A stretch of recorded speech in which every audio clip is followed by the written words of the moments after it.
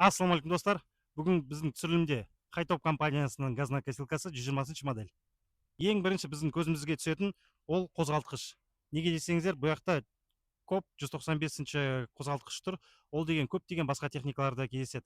Мысалы айтқанда Рипа, МВМ, осы Хайтоптардың мини экскаватор, мини погрузчиктарында біразында біз көреміз. Ол неліктен жақсы? Ол деген бізге газонокосилкамыздың біраз ауыр жұмыстарды және көптеген объемдарды жасай алады. Екінші маңызды факт: біздің газонокосилкамызда екі қозғалтқыш орнатылған.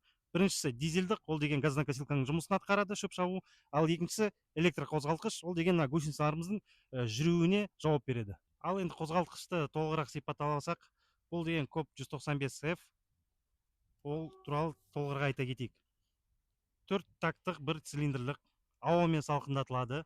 Шамамен 15 аттың күш қуаты бар. Объемына қарай кетсек, 532 кубический сантиметр. Расходы өте аз, 1,5 литрдай болып қалады. Хайтоп 120 газонокосилкасы 45 градусқа дейін еңіске көтеріледі.